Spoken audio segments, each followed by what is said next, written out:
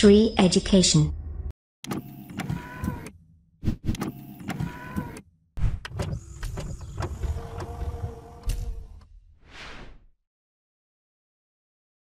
नमस्कार दोस्तों, बहुत बहुत स्वागत करता हूं मैं आप सभी का श्री एजुकेशन की तरफ से और मेरा नाम है रवि। तो दोस्तों, आज का जो हमारा ये सेकंड वीडियो है जो हम प्रैक्टिस कर रहे हैं, आधुनिक भारत के इतिहास के जो क्वेश्चंस की प्रैक्टिस कर रहे हैं उसका ये सेकंड वीडियो है। इसके पहले एक वीडियो हमने अपलोड किया हुआ है। इन वीडियोस में हम बहुत ही इंपॉर्टेंट जो क्वेश्चंस है वो देख रहे हैं और जो एग्जाम में पूछे गए हैं वो क्वेश्चंस देख रहे हैं। ये पूरी सीरीज आपके लिए बहुत इंपॉर्टेंट होगी क्योंकि जो भी क्वेश्चन एग्जाम में आएंगे इसी सीरीज से आएंगे। तो इसलिए ये अच्छे से आप पूरी सीरीज जितनी भी होगी ये आप कर लीजिएगा। और हमने आपको थ्योरी पढ़ाई दी है, थ्योरी आपने पूरी पढ़ ली होगी, पूरा डिटेल में हमने आपको पढ़ा दिया है। अगर वो पढ़ लिया उसके बाद ये प्रैक्टिस कर लीजिए तो ये सफिशिएंट रहेगा आपके लिए। आप हमारे फेसबुक पेज पर को लाइक कीजिए जो कि उसका लिंक डिस्क्रिप्शन में है, जिससे कि वहाँ पे आपको डेली की डेली कुछ ना कुछ अपलोड होता रहता है, अच्छे अच्छे क्वेश्चन अपलोड होते रहते हैं। क्योंकि हर क्वेश्चन जो है यूट्यूब पे अपलोड नहीं हो पाते हैं, वहाँ पे आपको डेली की डेली प्रैक्टिस होती रहेगी वहाँ पे भी आपकी। इसलिए आप लाइक करेंगे पेज को तो आपको नोटिफिकेशन मिलता रहेगा, तो वो लाइक कर लीजिए। तो चलिए हम शुरू करते हैं आज का इस वीडियो को। तो देखिए, सबसे पहला क्वेश्चन है, भारत के किस गवर्नर जनरल के समय सिंध का विलय अंग्रेजी राज्य में किया गया था?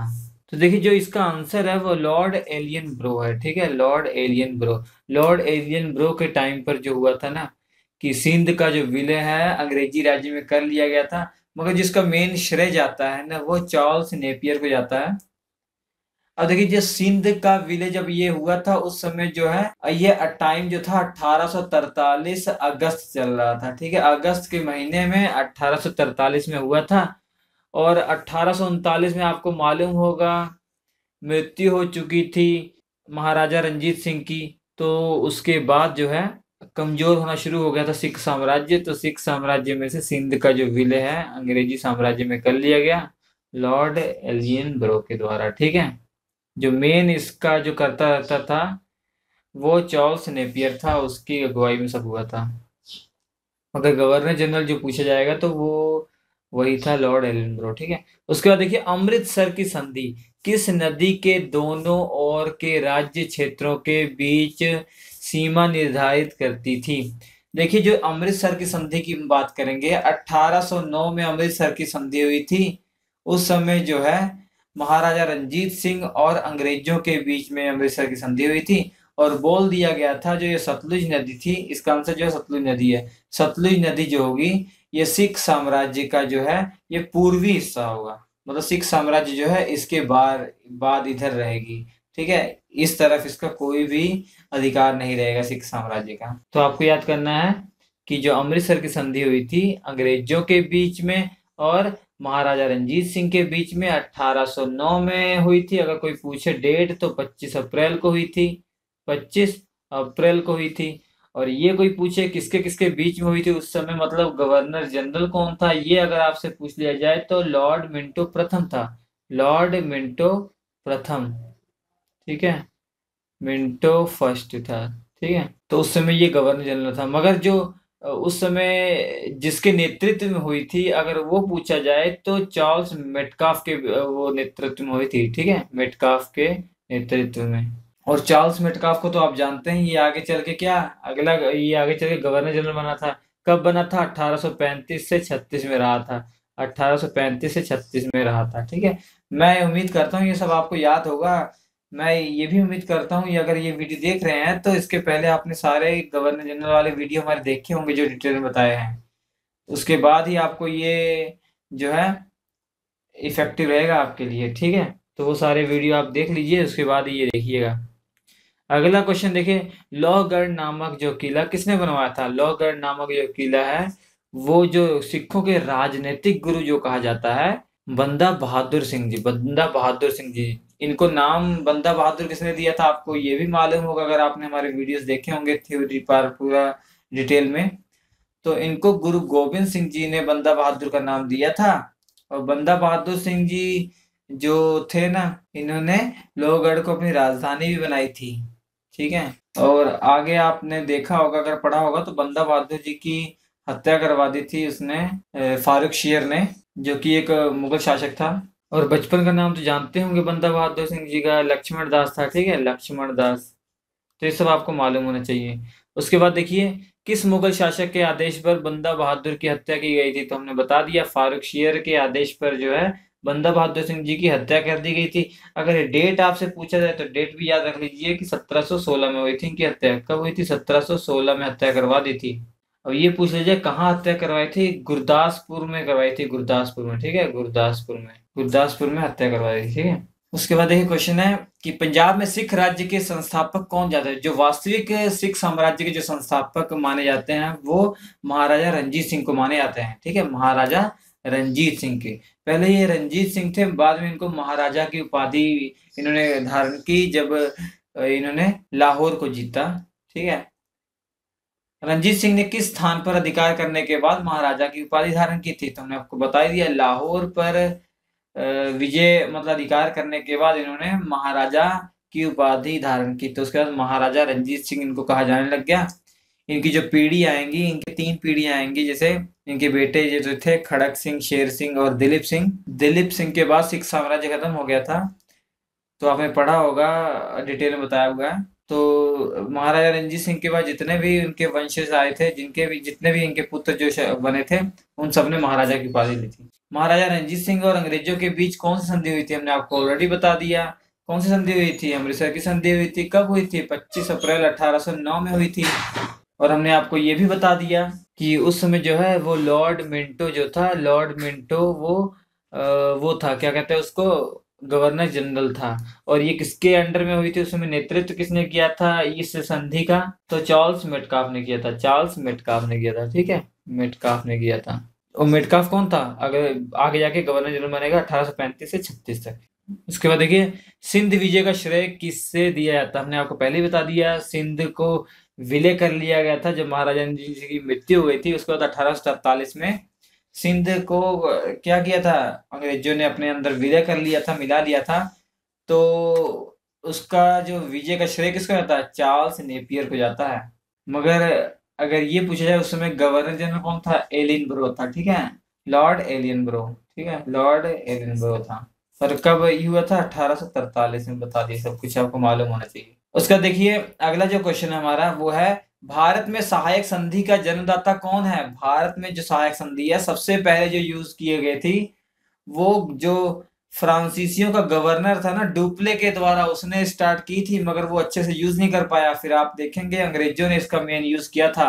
जो मेन सहायक संधि का यूज था वो अंग्रेजों ने किया था। मगर ये जो है सहायक संधि का जन्मदाता किसको माना जाता है? ये डुप्ले को माना जाता है, जो कि इंग्लिश में आपको आएगा डुप्लेक्स आएगा, ठीक है, डुप्लेक्स आएगा, जोसेफ डुप्लेक्स आएगा, जो कि गवर्नर था फ्रांसीसियों का, ठीक है। सो देखिए अगला क्वेश्चन है, सहायक संधि को सुनिश्चित एवं व्यापक स्वरूप किसने प्रदान किया था?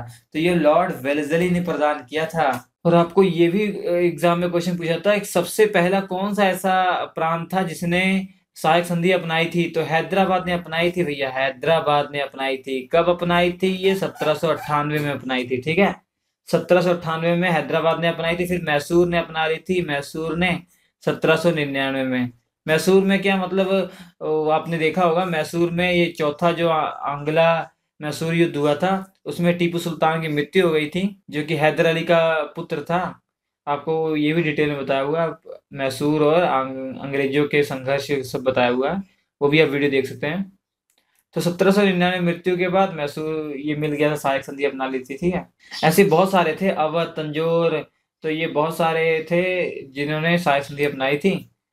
तो सहायक संधि के बारे में भी डिटेल में हमने आपको बताया हुआ है रंजीत, तो वो सब वीडियो आपको देखने जरूरी है, तभी ये इफेक्टिव रहेगा, ठीक। पंजाब के राजा रंजीत सिंह की राजधानी कहाँ थी? महाराजा रंजीत सिंह की राजधानी कहाँ थी? लाहौर में इनकी राजधानी थी, ठीक है, लाहौर में। सब कुछ बता दिया आपको इनके बारे में। उसके बाद देखिए, गोद प्रथा प्रतिबंध किस गवर्नर जनरल ने लगाया था? तो ये लॉर्ड डलहौजी ने लगाया था। ये आपको भी बताया गया था, मतलब व्यपगत का सिद्धांत जो लाया था, डॉक्ट्रिन ऑफ लैप्स, इंग्लिश में कहते हैं, उसका मतलब ही होता है गोद प्रथा को प्रतिबंध कर दिया था। मतलब जिन राज्यों में जिन राजाओं के पुत्र नहीं थे उन राज्यों को अपने अंदर मिला लेता था। तो वो किसने स्टार्ट किया था? लॉर्ड डलहौजी ने। और इसके अंतर्गत सबसे पहले किस राज्य को मिलाया गया था, ये आपसे क्वेश्चन पूछा जाता है। तो आपको याद रखना है कि 1848 में सतारा सतारा को सबसे पहले मिलाया गया था। ठीक है, 1848 में सतारा को मिलाया गया था। फिर जैतपुर संबलपुर को मिला लिया गया था 1849 में। तो ये सब भी आपको मालूम होगा अगर पढ़ा होगा आपने। तो रंजीत सिंह किस मिसल से संबंधित थे? हम जानते हैं कि जब महाराजा रंजीत सिंह के पहले वाला जो टाइम पीरियड था और बंदा बहादुर सिंह के बाद वाला टाइम, जो उनके बंदा बहादुर सिंह और महाराजा रंजीत सिंह के बीच का जो टाइम था, सिख साम्राज्य था। जो सिख थे ये छोटे छोटे मिसलों में बटे हुए थे। उनमें से एक मिसल था सुकर चकिया। उस मिसल में महाराजा रंजीत सिंह उसी से बिलोंग करते थे। ठीक है, सुकर चकिया। तो अगला क्वेश्चन है, देखिए किसने अपनी राजधानी मुर्शिदाबाद से मुंगेर स्थापित की थी? मुर्शिदाबाद से मुंगेर। मुर्शिदाबाद अभी इस समय वेस्ट बंगाल में, मुंगेर बिहार में। बंगाल से बिहार में राजधानी किसने की थी? ये मीर कासिम था। मीर कासिम को तो आप जानते होंगे, जिसके साथ बक्सर का युद्ध हुआ था। बक्सर का युद्ध में कौन था? बक्सर के युद्ध में अंग्रेज थे और इधर बंगाल का नवाब मीर कासिम था। और कौन था इसके साथ? मीर कासिम का साथ दे रहा सुजाउद्दौला जो अवध का नवाब था। और दिल्ली का सम्राट मतलब मुगल शासक कौन था? शाह आलम द्वितीय। ये तीनों थे और दूसरी तरफ अंग्रेज था। और जो अंग्रेज था उसका नाम आपको मालूम होगा, हेक्टर मुनरो था। Hector Munro. और बाकी जो हमने बताया आपको इनके वर्सेस हुआ था। और आपको थोड़ा इतिहास तो मालूम होगा, इससे पहले जो है एक युद्ध हो चुका था, प्लासी की लड़ाई। प्लासी की लड़ाई में कौन था? बंगाल का नवाब सिराजुद्दौला था। सिराजुद्दौला को धोखा किसने दिया था? उसके मंत्री मीर जाफर ने धोखा दिया था। और मीर जाफर फिर बना दिया गया था बंगाल का नवाब। और मीर जाफर के बाद अंग्रेजों ने मीर कासिम को बना दिया। मीर कासिम जो है मीर जाफर का दामाद था। तो मीर कासिम आ गया। उसके बाद फिर मीर कासिम से दिक्कत हुई तो मीर कासिम ने अवध के जो नवाब शुजाउद्दौला और दिल्ली सम्राट शाह आलम द्वितीय के साथ अंग्रेजों से बगावत, वो लड़ाई झगड़ा हुआ था। तो उस युद्ध को क्या कहा जाता है? बक्सर का युद्ध हुआ था 1764 में। आपको मालूम ही होगा 1764 में। मैं बार बार ये क्यों कह रहा हूँ मालूम होगा, क्योंकि मैं उम्मीद कर रहा हूँ दोस्तों, फिर से रिपीट कर रहा हूँ कि आपने वो वीडियो देखे होंगे। यकीन मानिए तभी आपका लाभ होगा, अदरवाइज कोई लाभ नहीं होगा। ठीक है, वो वीडियो देख लीजिए। उसके बाद उसमें थोड़ा बहुत डाउट भी रहेगा, ये आप पढ़ेंगे तो सब डाउट क्लियर हो जाएंगे। बहुत इफेक्टिव रहेगा। उसका देखिए अगला क्वेश्चन है, महाराजा रंजीत सिंह के उत्तराधिकारी कौन थे? खड़क सिंह थे भैया। खड़क सिंह थे, जो कि इनके पुत्र थे। उसके बाद शेर सिंह आएंगे। इनका थोड़ा थोड़ा टाइम पीरियड रहेगा। शेर सिंह के बाद जो सबसे छोटे पुत्र जो है दिलीप सिंह, वो रहेंगे कुछ दिनों तक। मगर उन्हीं के टाइम पर दो युद्ध होते हैं अंग्रेजों के साथ, जो कि प्रथम आंग्ल सिख युद्ध और द्वितीय आंग्ल सिख युद्ध। द्वितीय आंग्ल सिख युद्ध के बाद सिख साम्राज्य जो है वो खत्म हो जाता है और दिलीप सिंह को भेज दिया जाता है इंग्लैंड आगे की पढ़ाई करने के लिए। ठीक है, अब आपको मालूम है ये बहुत छोटे थे दिलीप सिंह, मगर उनकी जो माता थी जिंद कौर, उन्होंने संभाला था पूरा सब कुछ। ये भी डिटेल में बताया हुआ है आपको। स्थाई बंदोबस्त का सिद्धांत किसने दिया था? स्थाई बंदोबस्त का सिद्धांत जो है लॉर्ड कार्नवालिस ने दिया था। याद रखिएगा लॉर्ड कार्नवालिस है। इसका जो टाइम पीरियड था ना 1786 था और उसके बाद 1793 था। फिर दोबारा भी ये आया था उसके बाद, मगर इसकी मृत्यु हो गई थी 1805 में। दोबारा आया था मगर मृत्यु हो गई थी लॉर्ड कार्नवालिस की। और ये 1793 में हुआ था स्थाई बंदोबस्त, मतलब परमानेंट सेटलमेंट। ठीक है, चलिए ठीक है। सहायक संधि प्रणाली के जनक कौन थे भैया? लॉर्ड वेलेस्ली थे। और सहायक संधि के बारे में आपको बता ही दिया। सबसे पहले किसने की थी सहायक संधि? हैदराबाद ने की थी। कब की थी? 1798 में की थी हैदराबाद ने। और लॉर्ड वेलेस्ली का जो टाइम पीरियड है वो 1798 से 1805 तक था। ठीक है, चलिए ठीक है। उसके बाद देखिए भारत में आधुनिक शिक्षा प्रणाली की नींव कब पड़ी? तो ये आधुनिक शिक्षा प्रणाली जो नींव पड़ी थी 1835 में पड़ी थी। ये पूछा जाता है किस गवर्नर जनरल के टाइम पर हुआ था? तो ये लॉर्ड विलियम बेंटिंग के टाइम पर हुआ था। और आपको ये भी मालूम होगा अगर पढ़ा होगा, लॉर्ड विलियम बेंटिंग ने 1835 में क्या हुआ था कि एक मेडिकल कॉलेज खुलवाया था कलकत्ता में, ठीक है, मेडिकल कॉलेज की स्थापना की थी कलकत्ता में। चलिए ठीक है, उसके बाद देखिए, भारत में डाक टिकट किसने आरंभ किया था? तो ये भी मालूम होना चाहिए, लॉर्ड डलहौजी ने किया था भैया। लॉर्ड डलहौजी के टाइम पर घटनाएं बहुत अच्छी अच्छी हुई थी कि ट्रेन भी चली थी वहां पे उस समय, ठीक है। कहाँ कब चली थी? 1853 में ही ट्रेन चली थी, 16 अप्रैल के दिन, 16 अप्रैल 1853 में मुंबई से ठाणे, जो कि लगभग 34 किलोमीटर की ट्रेन चलाई गई थी। पहली बार भारत में प्रथम रेल चलाई गई थी। ये क्वेश्चन पूछे जाते हैं, ठीक है। डलहौजी को जो है भारत का रेलवे का जनक माना जाता है, ये याद रखिएगा। और भारत में डाक डाक टिकट किसने आरंभ किया था? तो लॉर्ड डलहौजी ने किया था, ठीक है, लॉर्ड डलहौजी ने किया था।